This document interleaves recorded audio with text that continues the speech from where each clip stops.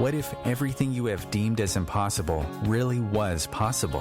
What have you known and believed was possible your whole life? You just didn't know how to actualize it.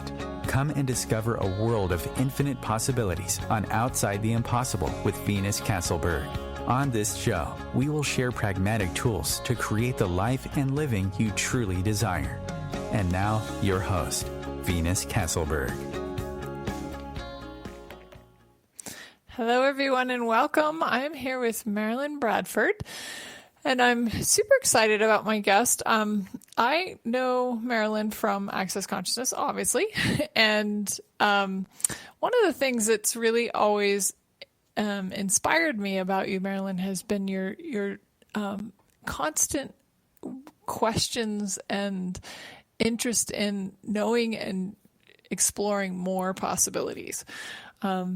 So thank you for being here. It's great to have you on the show. And I'm glad to be here. Excellent. Cool. So just start with the basics. Like, how did you discover Access Consciousness?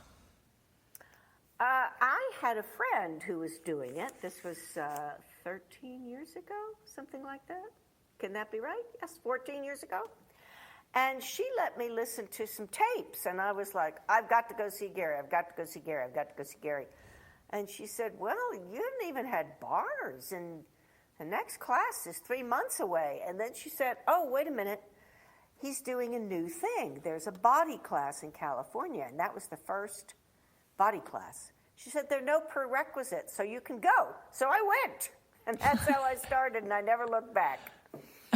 That's awesome. Well, I know you have a little bit of history, like you're a therapist, a teacher, speaker. Why don't you tell us a little bit about yourself? Okay. This is an odd place to start, but I was diagnosed as an alcoholic in can I think when that was? Well, about when I was, let's say 21, 22, no, more than that, 31 years ago. Oh my gosh. Time is such a strange thing. And that's an odd thing to start with, but what it did is it really started me on this sort of second life. I went into traditional treatment, and even though I thought it was a bit weird, I did that for quite a while, and I went into therapy, and it was my therapist who said, Marilyn, I know you're interested in looking for a new life, starting something different. I was going to get out of my marriage. I'd been a high school teacher. I said, I am. He said, I think you should be a therapist. And I was like, really? Me? So I did. I went back to graduate school, and with a specialty in addiction, although you can't really do things with addiction without doing everything else, because it's always associated with depression and sometimes bipolar and all, everything else pretty much. So I did that, and I worked at a psych hospital, then had a private practice, and all the while I was doing that, I was looking at, there's got to be something different. This is way too shut down, way too making people wrong. So I just kept asking questions. Questions seemed to be kind of my natural way of being. And that dovetailed with starting Access Consciousness, which I did not to help with my therapy or not as anything except that, wow, this is really a cool thing, because it's empowering people to know that you know. And that's what I always desired to do as a therapist, is to empower people with tools, so not so that they would stay with me forever, but so they would leave with this great toolbox and could create their lives.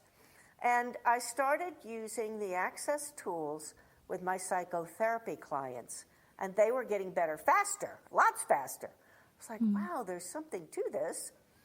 So then I approached Gary Douglas, the founder of Access, and said, hey, can we do something with addiction with the Right Recovery for You tools? He's like, absolutely. And that's how Right Recovery for You was born. And then over the years, it's really expanded its ideas about addiction and recovery and mental health, expanded more tools. Gary's and others too, Sensei Dane and Simone have been wonderful in contributing to this. So now I have a few clients left from my psychotherapy business, but mostly I do my access business, and I do a lot with Right Recovery for You. In fact, I even have a book club going right now. So I can't go to any in-person classes, but I love to do that too. So that's a very quick synopsis of how I got where I am. Awesome. Why don't you tell us a little bit about Right Recovery for You? What is that? Wow, that's a big question. What I can say is it's a very radical and different way of looking at and being with any addiction and recovery issues. Because the whole time, and I'm not saying that there's anything wrong with traditional treatment or the 12-step, but I personally found it very limiting, and I met a lot of people, both through the program, that was a long time ago, but still, both through the program and in my practice who also found it limiting and wanted a different possibility. So it's radical in the sense that it says things like, you're not once an addict, always an addict is not true. You can completely recover from any addictive or compulsive behavior if you're willing to use some new tools and get some new information. So I like to, once again, it's all about empowering people to know that they know, getting them out of this sense of powerlessness, getting them out of this sense of wrongness of them. In fact, one of my very interesting discoveries, after I'd been doing Right Recovery for a couple of years, was that most of the things that we think of as addictions, like alcohol and drugs and sex and relationship and gambling, are actually what I call secondary addictions. The primary addiction that I found that underlies essentially every other secondary addiction is an addiction to judgment and the wrongness of self. And that's one of the reasons people relapse. Because if you are not drinking or you're not doing whatever it is, and I want to talk a little bit more when we get to it about an expanded version of what addiction actually is. But if you stop drinking and you're just stuck in this thing of having to do a program over and over and over and over and over and over and over again for the rest of your life, and you stop that program, you're going to go back to drinking. You're going to do what they call a relapse. And they would say, well, it's because you stopped the program. I would say, no, it's because you never treated the underlying primary addiction to judgment and the wrongness of self. So that's a little bit about Right Recovery, a little bit. Awesome. I'd love for you to, if you wouldn't mind, go into that expanded version of addiction a little bit. Well, what I began to understand about addiction was that it's not about the target. As I said, we often think the target is something like alcohol and drugs or sex and relationship. It's about a choice that a person makes to become not present. It's a default position, energetic position of not being present and not existing for a while. Often because people feel overwhelmed or they don't know how to handle things because they don't have good tools. But the bottom line is that people can be addicted to anything. They can be addicted to being perfect, to health. You know, the people who are jogging 16 times a day and only eat green things and all of that, they can be addicted. You probably all know people who've been addicted to trauma drama. Nothing can go by that's not oh my goodness, oh, it's so terrible. Or people who are addicted to judging others or to anger. I was working with someone yesterday who was talking about their whole family was addicted to anger. Anything happened, you dropped the salt shaker, people got furious. So you can be addicted to being less than everyone else. So it's not about the target, the behavior, or the substance. It's about that place that people go to default to not be present and not be themselves. And I think with that much more expanded view, you can see that looking at your own behavior, or even looking at the behavior of those around you, your friends, your family, your partner, partner, you can get a sense of where people take off, where they become not themselves by checking out and checking into some behavior or substance. And what are some of the... Does that make sense? Maybe, yeah, it does. It's great. Thank you. And I'm wondering too, like, what are some of the reasons that maybe we would check out or... Oh my gosh, there are lots of those. And mostly for people, it starts in childhood. It starts when people say something like, hey, I don't think our next door neighbor is a really good guy. What do you mean? He's perfectly nice. Or, well, I don't know how I got the answer. I just know that's correct. Well, you must have cheated. We get this devaluation of our beings, this devaluation of what we know to be true, and we start cutting ourselves off and seeing this world as a completely insane place where we have no power because we have not been taught to trust ourselves. We've not been taught that it's okay to know what you know, even if everybody around you is saying, no, you're crazy, that can't be true. So it starts very early on, and people become more and more and more alienated in the world. And that's, once again, this is kind of a very simplified, generalized kind of thing. But, we don't have time to go into great detail here. So it starts with an alienation of self brought on by the denial of the being from family, from culture, from religion, from school. And, a lot of people, they're born into a family. It's like, well, you're a Smith, or you're an Albertina, or you're a Khan, or you're a this, or you're a that.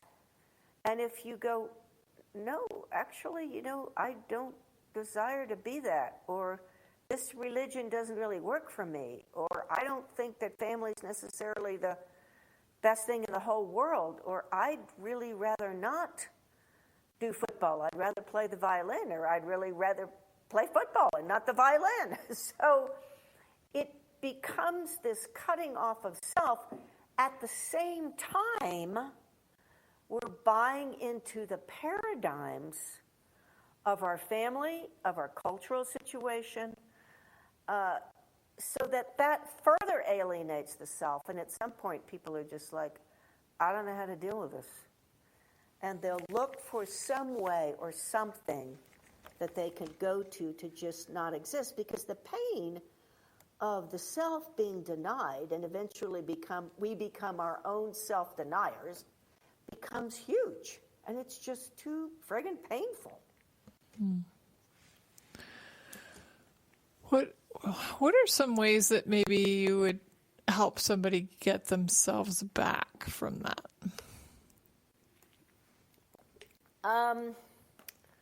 Well, this is going to be odd, but that's almost too general a question to address. If there's anything specific, or well, if somebody knows that they stopped being themselves as a child, and now they're trying to escape that through whatever addiction they have, what are some tools or practices that you have them work on getting themselves back? Well, one of them is for people to ask themselves, what's true for you? In any situation. So I'll tell someone, okay, let's go with your mother. You say every time you go home, you lose yourself. So I'd like you to do something, which is just to ask yourself the next time you're with her and she treats you like a 4-year-old or a 7-year-old, what's true for me in this situation? So, and most people have a hard time beginning to know what's true for them. So they have to just keep asking themselves and asking themselves and asking themselves, what's true for me? And also you can ask yourself, what is this person's agenda, or what is their paradigm that they're asking me to buy into?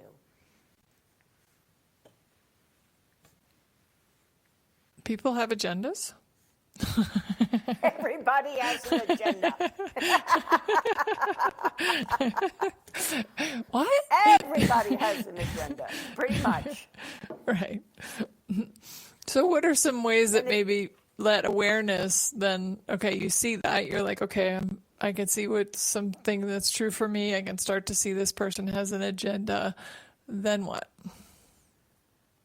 Well, if you can find your mother's agenda, maybe her agenda is to make you wrong, or her agenda is still to make you fit into the Italian or Arabic or Jewish or whatever culture, then you begin to have choice, because it all comes down to awareness. If you're not aware of the agenda, you'll just feel the pull, but you won't actually understand why you're being pulled or what's going on. And it becomes very confusing. That's a funny word. So once you begin to see what their agenda is, it's much easier to choose what's going to create greater for you in this particular situation. Do you want to go ahead and pretend to conform? And there's nothing wrong with pretending, in order to just keep the peace over the holidays? Or does it really work for you to say, you know what, that doesn't work for me. Sorry, Mom, I'm not going to be doing that. I know it upsets you, but you know what, it's my life. So then you have choice. Once you're willing to acknowledge and see what other people's agendas are, then you have choice. Wow. Well, I think we actually just opened up even what our topic is today, and we're about to take a short break, so I'm not going to start quite yet. We'll dive in more about having all of you in your relationships on the other side. Thank you for listening.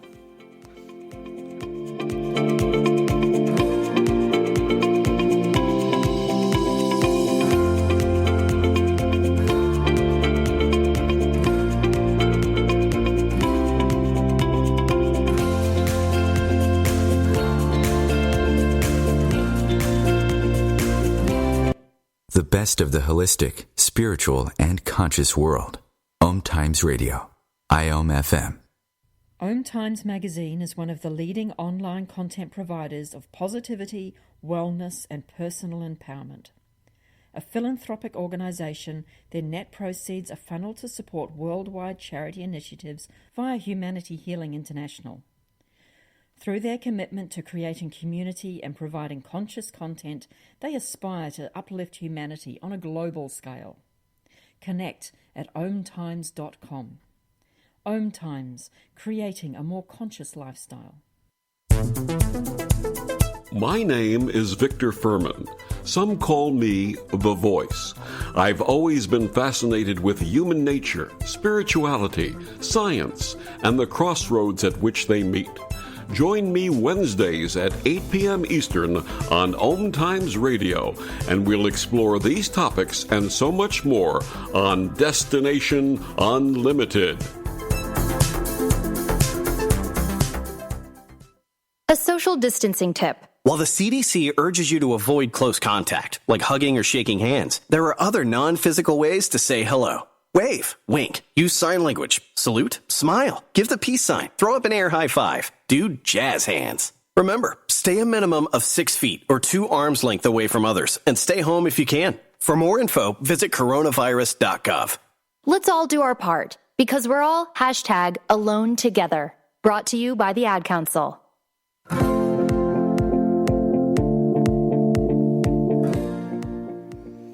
Hello, everyone, and welcome back. I'm here with Marilyn Bradford, and we are just now really starting to dive into having all of you in your relationships. And thank you for that nice little breeze in right before the break. So, Marilyn, can you talk a little bit about maybe even just what that might mean? I mean, that seems like probably a foreign concept to many people on the planet. Having all of you in relationships, is that possible? Absolutely. It's not only possible, I think it's a wonderful target. And so what confuses people is that they have a lot of paradigms that they believe in. And I was just searching for my book because we were just talking about this on my book club yesterday. that prevent them from actually being them in relationships. So, paradigms. I'm just going to read a little bit, if that's okay. Yeah, because please. It says That's it great. better than I can do spontaneously. We all operate from paradigms in our lives. A paradigm is a set of assumptions, concepts, values, and practices that constitute one's view of reality. It shapes the way a person sees the world.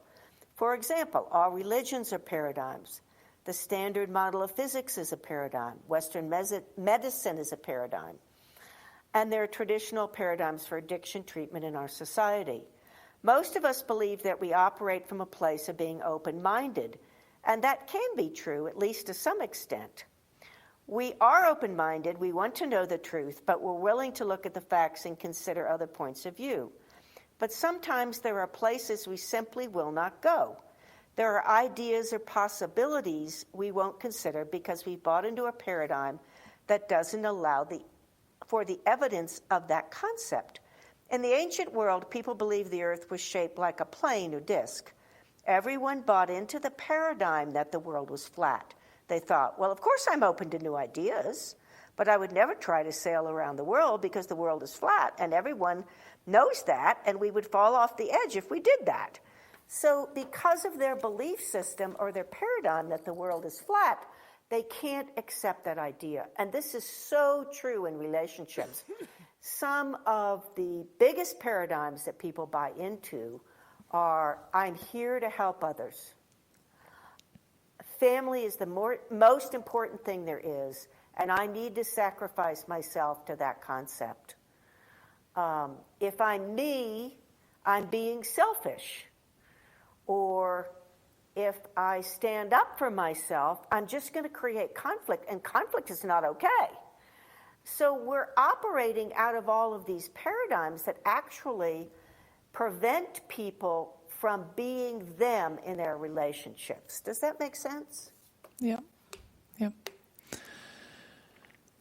And so if somebody notices that they have some sort of paradigm like that, how would they change it? Well, the first thing to do is to notice it, as I was talking about the agendas. Oh, I have a belief system that I'm on this earth to put everybody else ahead of me. So one of the biggest tools, and of course you know this, in Access is question. So you can begin by asking questions. Is that actually true? What would it be like if that wasn't what I was on the earth for? What's actually true for me here? And it's not an easy thing to do because paradigms and agendas make us comfortable. They put us on automatic pilot. It's like, oh, I know what to do here. Here's a situation where Becky wants me to come out in the middle of the night and hold her hand while she does yet another trauma drama about how her boyfriend dumped her. But I have to do it because I have to put Becky first. Wait a minute. This is the 5th time she's called me in the middle of the night. What is this actually creating? And that's a really great question to ask. What is this actually creating? Does this work for me? Or is this just her paradigm? And once you really get that people operate from paradigms, you can begin to understand, both yourself and others, that you don't need to buy into them. And that's the biggest thing there is. Not buying into your paradigms, not buying into other people's paradigms. And see, every time you're in a paradigm, it takes you out of being present. And I had a conversation with someone right before we were all homebound. And she's a young person. And I was saying something, and she was saying, well, Trump is great. Now, I'm not going to say whether he is or isn't, but after she said a few sentences that just sounded like she was parroting things, I said, have you ever questioned any of your belief systems? And she was quiet for a while, and she said, well, no. And so that started another conversation. But that automatic pilot of what you have to do, what you believe in, what people should believe in. See, all truth is relative, pretty much. So someone says, well, that's true. It's true that whatever it is, that the world is flat, that all of a sudden I'm drawing a blank. that the government's going to go down the tubes, that that life is hopeless. It's true that only God can help us. It's true that my God or your God or whomever's, whatever it is, all of those belief systems stop you from actually being aware, being you, and creating your life. Wow. So if somebody, we're going along, we're like, okay, I can see that I have this paradigm. It's creating, I can make a different choice. You said a couple of things that I was like, okay. So if somebody has an agenda and you know they have an agenda and you said you can pretend and go along with it. And I was like, okay. But then maybe this is a paradigm as well. A lot of people say, well, you should speak your truth, your whole truth, right? You should tell your truth. How does... No.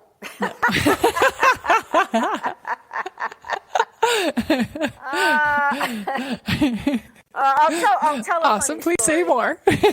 Yeah, and this was ages ago. I'd only been a therapist. This was in the, I can't even think, early 90s, I think.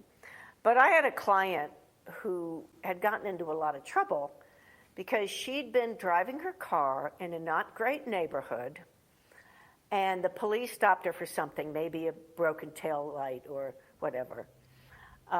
And they came up to her and they said, you need to get out of the car, please. Would you get out of the car, please? And I don't know if they said please or not. I can't remember the story, but I mean what she told me at the time. But she said, no, I know my rights. You can't my rights are, and this is the truth. Well, guess what? She ended up in jail.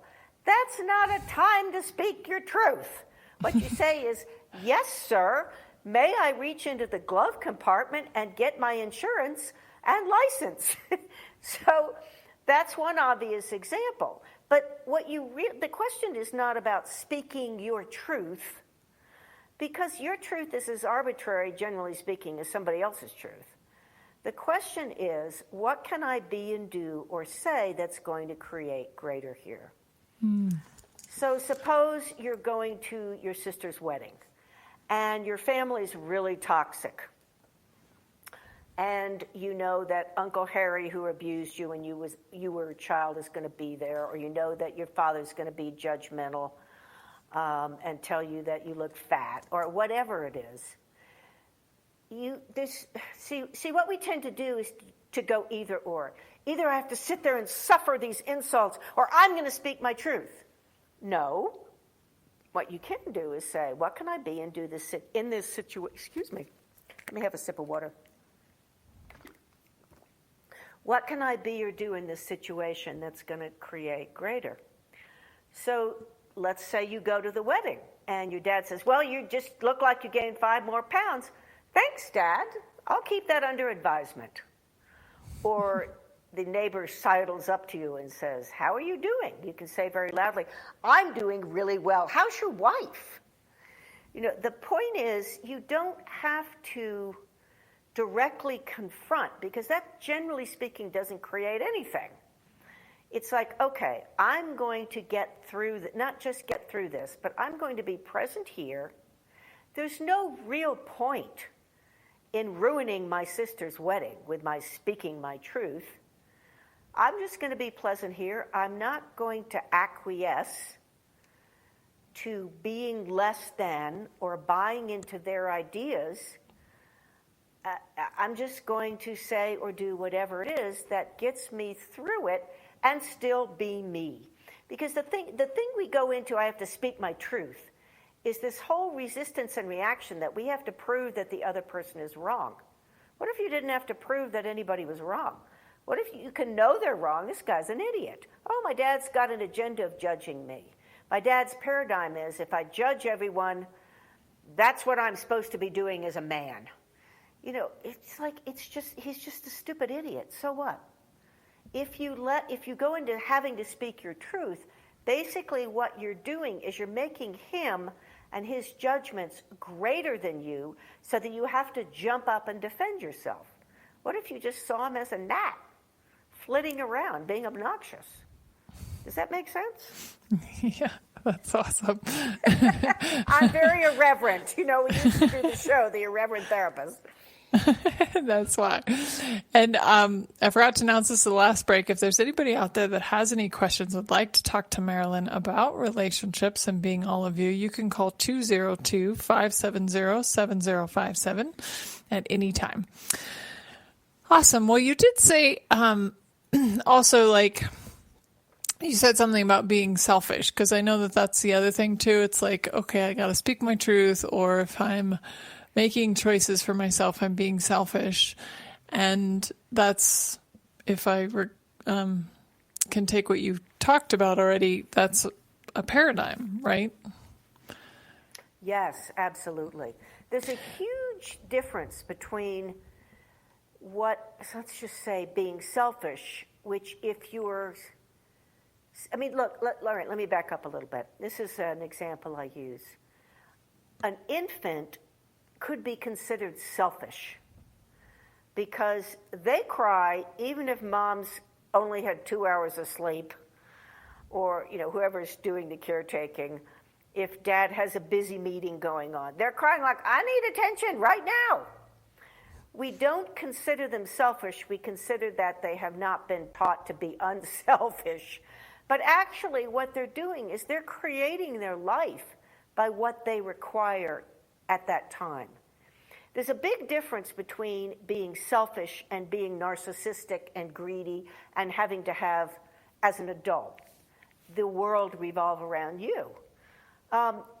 If we look at it from the point of view of, if a person, see, the greatest gift that you have is the gift of you.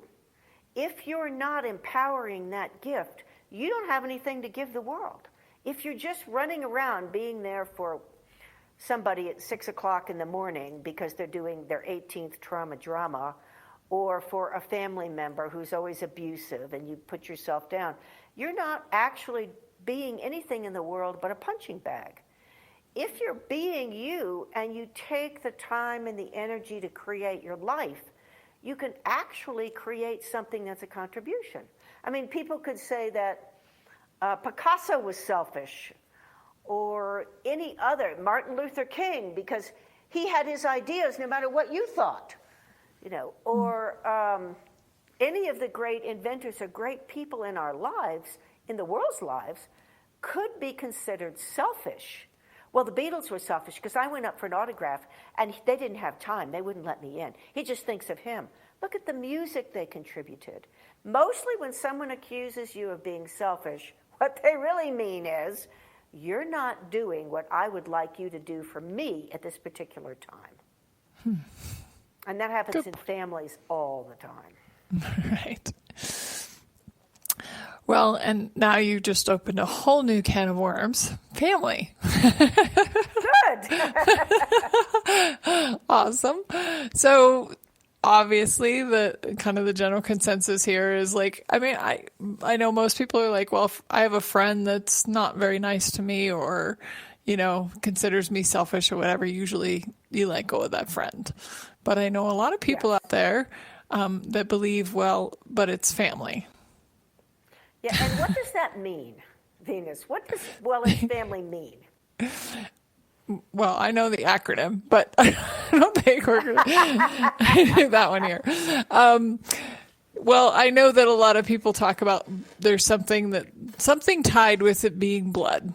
If you're blood related, then somehow you owe them your life. Okay, do you see the insanity of that paradigm?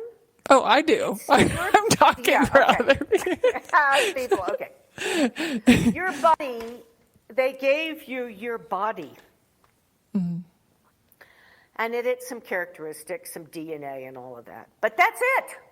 Your being is not your body. And if they're being abusive, why would you bother? That's my point of view. Now, everybody has to come to it on their own, but it's family can be a very toxic paradigm.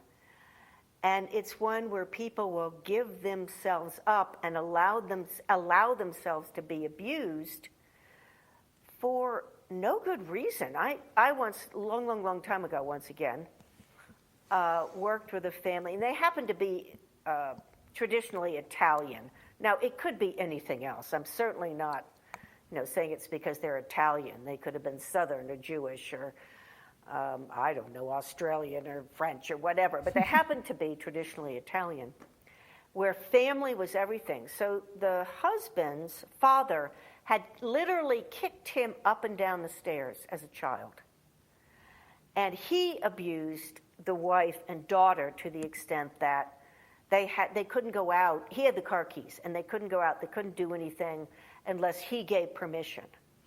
And the whole therapy, because I didn't see the father, maybe I saw him once or twice. I saw the mom quite a bit, and I saw the daughter quite a bit, who eventually extricated herself from the family because it was so abusive. But that becomes a huge rationalization or justification. I can do anything to you I want because we're family. How insane is that? Mm-hmm. I mean, I can treat you, I can be a criminal to you, because we're family, you can't do anything about it. You can't tell me I'm wrong. I'm your father, I'm your mother, or even I'm your daughter. Children can be incredibly abusive. There's all kinds of cases of elder abuse and this and that. So it's just an excuse for bad behavior, basically. Now, if you happen to have a loving family, that's awesome. You're really lucky. And yes, cherish it. But with family, almost more than anything, you want to stand back and really take a look at what the family paradigms are, what the dynamics are, what each person's agendas are, and ask yourself, is this actually creating greater for me in the universe? Because the thing is, when you really create greater for you, and once again, the difference between, say, selfish and narcissism, when you really create greater for you, when you set aside you're supposed to go see your family for 2 weeks or 4 weeks or whatever, and instead work on your research or your thesis or your songwriting, you're working on the gifts that you have to contribute to the world. And that's so much greater than allowing yourself to go into an abusive or even just kind of a nothing situation. So does that help? Does that Yes, clarify? that's great. Well, we will dive into more of that on the other side of this break. If anybody out there has any questions, please call 202-570-7057, and we'll be right back.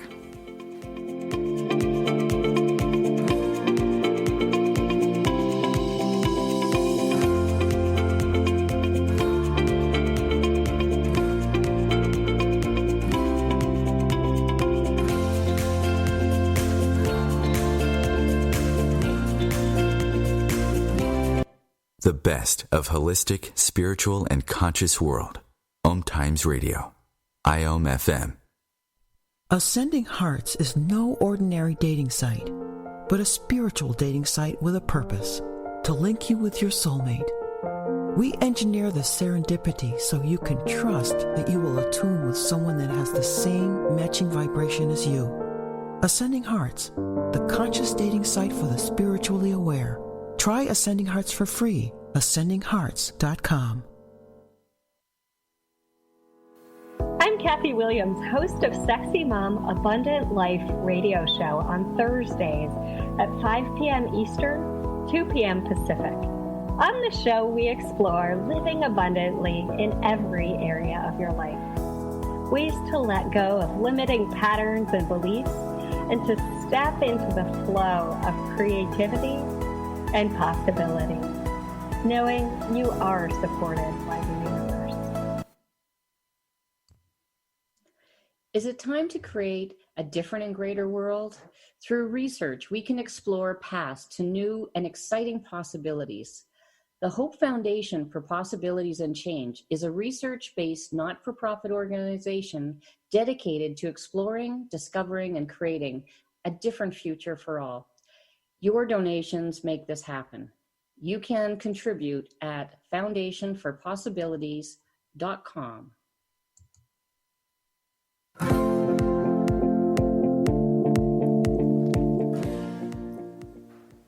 Hello, everyone, and welcome back. I'm here with Marilyn Bradford, and we're talking about having all of you in your relationships. And luckily, we have some callers. So, Joseph, welcome. Yes. Thank you for calling in. Oh, absolutely. Marilyn? Yes, I'm here. Okay, cool. Hey. Great. Just want to make sure. Hey, Marilyn. Hi. Hey, this has been a great show. Thank you for everything that you're sharing. It's definitely brought up a couple things for me as a parent, and as someone who's been in different relationships. I know that you guys were about ready to get onto family. It's funny, I started thinking about family about 20 minutes ago, thinking like, okay, all the places that I've tried to be and I'm using my air fingers here, my quote unquote good dad, like the right dad. I'm trying to get things right as a father, especially as a single dad, making sure that I'm any damage done from, my past relationship with my girl's mom. I guess how when you're talking to someone that is going through that and trying not to get things wrong, especially as my children are now, one's 23 and the other one's just about ready to get out of high school. She's 18, and I mean they're both good kids. And I know I can get caught in the whole savior deal. So what advice could you give me or point me in the direction of that you think would help? Well, what if you hadn't done anything wrong?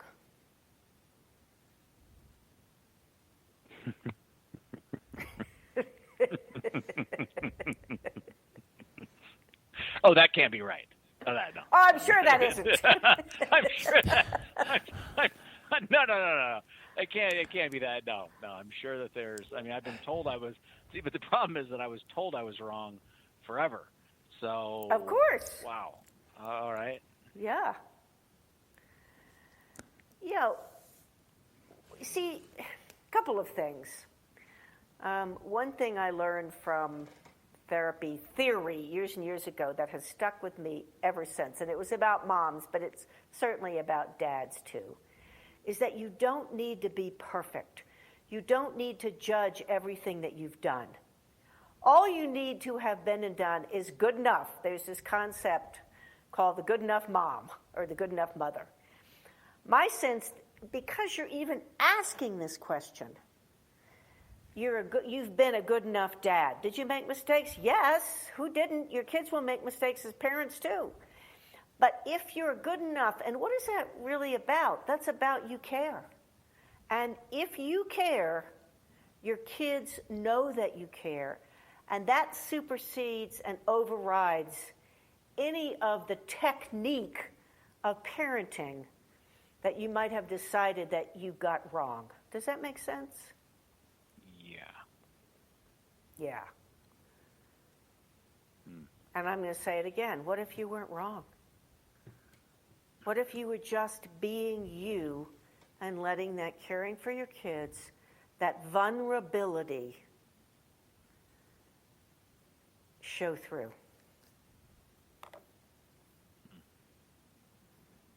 Wow. Well, thank you for that. I appreciate that. You're welcome. Are they good kids? Oh, they're great kids. In fact, I mean, it's funny. I was getting on my youngest the other day, and I thought about it. I'm like, she's a good kid, gets straight A's, gets a full ride scholarship to college. Doesn't do drugs. I don't have to drag her in off the street at 4 a.m. I mean, she doesn't do anything that I did when I was her age. So I'll just put it like that. Good humanoid. I'll just tell you, it doesn't do anything that I did. And and the funny thing is that I go into like the wrongness of me because I'm being a dick to her on that, and I'm just like, well, wait a second, is that really true? And I'm like, well, I know that for me, and I guess part of it is I see, what is it that when I'm getting on someone, it's things that I see that I'm doing that are, if I'm getting pissed off because somebody's late all the time, I really have to look and say, okay, am I late all the time? And is that, and so it's kind of the same thing here with that. But yeah, no, but the girls are great. They're really good kids. See, you have a lot of self-awareness just to be able to ask those questions. And here, we can't, kids do come in with their own agendas. They actually do. And we can't always, in fact, we can almost never in most ways control the outcomes. But I would ask you to look honestly, barriers down. Is the fact that they're good kids some reflection of the time and energy and space that you put into being a good dad? Truth. Yeah. Yeah, absolutely. Yeah, so if you could please just acknowledge that and get over judging yourself. What? Give up judgment? Okay, I can do that. All right, that's awesome. Thank you so much. Thank you so much.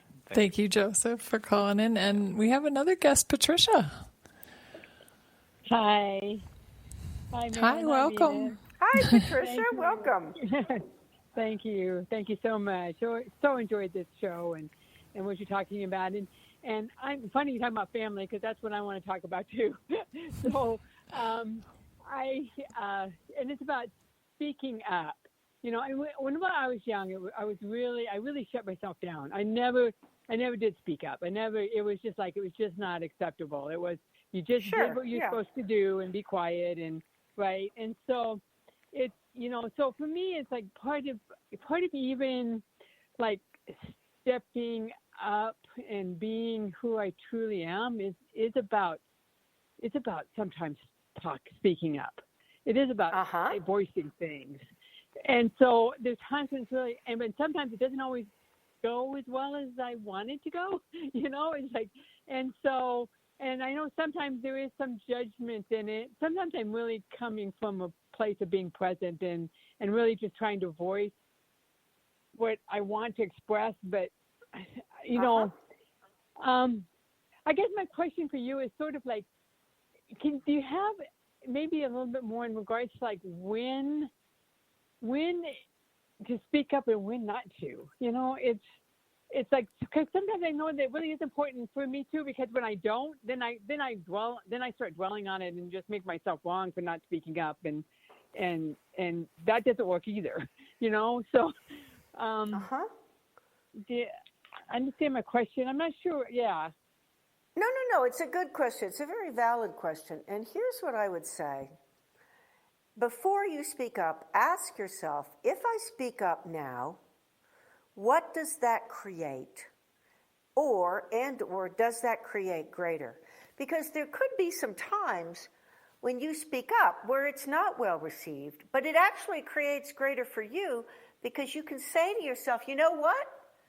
Even though people are mad at me or I wish it had gone another way, I did speak up and I'm proud of myself for doing so.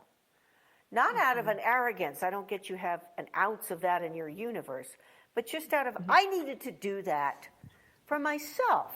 I needed to do that in order to be able to acknowledge that I know there's something different here and I'm not willing to be put down or I'm not willing to be sidelined or whatever it is. So it's not so much about, is it good or bad or the right or wrong time? It's much, much more about what is this going to create for me in the world? And sometimes when we speak up and people get really angry or upset, what we've actually done is put a kind of a wedgie in their world, and they're going to have to change. We've made them uncomfortable, and that's not a bad thing. Maybe they need to be uncomfortable, Oh, that is so funny that you said that, because I actually had something like that just yesterday. I thought, it actually did occur to me that I was willing to let myself be uncomfortable because I didn't want to make this other person uncomfortable. And I'm going, like, why would I think that that's better for me to be uncomfortable than them? It's like, yes! Absolutely. So, we'll either be able to work through it or not, but but being uncomfortable is actually quite often a gift because it makes you look. Yes. Like you said, yes. it makes you look at what's going on and even question paradigms or ideas or whatever. And so, yes, yeah. absolutely. My second late husband used to say, I came to this world to comfort the disturbed and to disturb the comfortable. Oh, dear. Yeah. And I just really like that. I know. Oh, and that's so funny too, because it's like, when you said that, I felt like, yeah, and I don't like being the one to disturb the comfortable because it actually makes me uncomfortable too. So if I'm willing to make someone else uncomfortable, I have to be willing to accept the uncomfort for myself in it not necessarily working out the way I want or whatever. So, I used to say to my therapy clients, oh, I'm sorry, apps, help. Sorry, I've got my alarm on for something. But I used to say to my clients, become friends with being uncomfortable. And not in a way that's going to make you, that's dangerous. Don't go into a crime-ridden neighborhood at midnight. That's not what I'm talking about. I'm talking about much more psychologically. Right. But be willing to be uncomfortable because that means you're questioning and changing. And for most people, change is uncomfortable. But change is the ticket to creating more. It always is. So make being uncomfortable your best friend. Okay.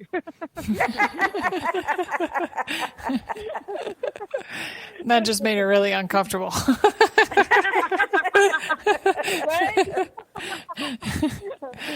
I know. The nice thing is that there are times when I'm uncomfortable and I'm being able to recognize it as being uncomfortable, and it's okay. Because a lot of times in the past I would have thought being uncomfortable meant I had to fix something. Nope. And just now be with it. I have to. Yes. Just be with it. Yeah. Just be with it. Oh. Okay. Oh, you're so awesome. Thank you so much. What a blessing you both are. Wonderful. Thank you, Patricia, for calling in. Bye-bye. Awesome. What a gift. Cool. Well, Marilyn, why don't you go ahead and just tell us a little bit about how people can find you? Sure. I've got a website, MarilynBradford.com, that lists pretty much everything. And I'm on the Access Consciousness website if you go to find a facilitator. I'm currently doing a book club on my book, Right Recovery for You, which you can buy from the Access Consciousness website or from Amazon. It's also on, not on audio. I need to do that. That's on my list. It's on Kindle. And if you're interested in joining the book club, you can still join. It's really fun. It's 6 weeks.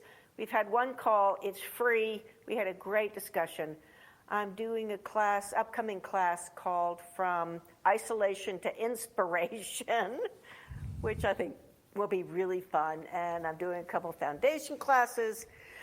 And I was going to be doing some in-person Right Recovery for You classes, but we're going to have to cancel them at least for the time being. But I'm really looking forward to all out of the stay-at-home thing, and the world people are feeling more healthy and safe and all of that. So I would love to hear from you. You can email me at MarilynBradford.com.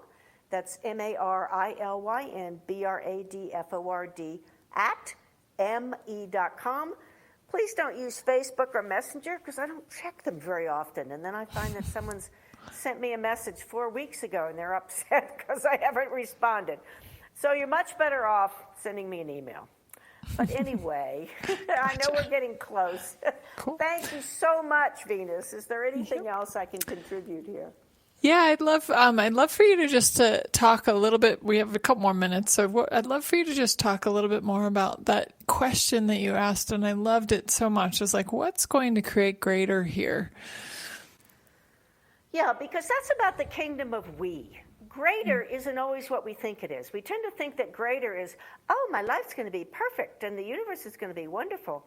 But greater can be making somebody else uncomfortable so that they're willing to look at something and maybe change. Greater can be making ourselves uncomfortable.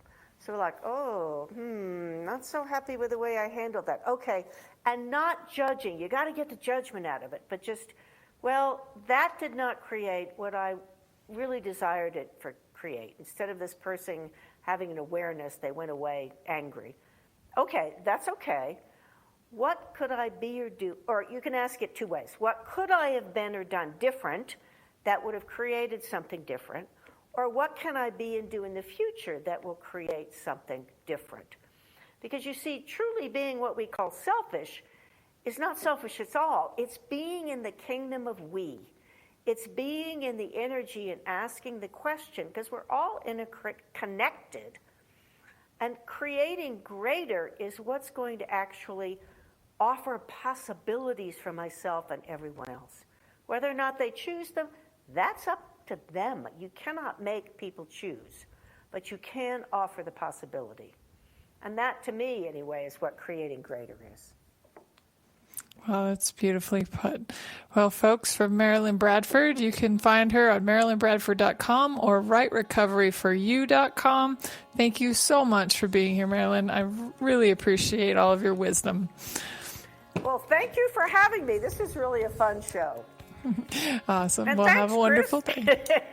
You too.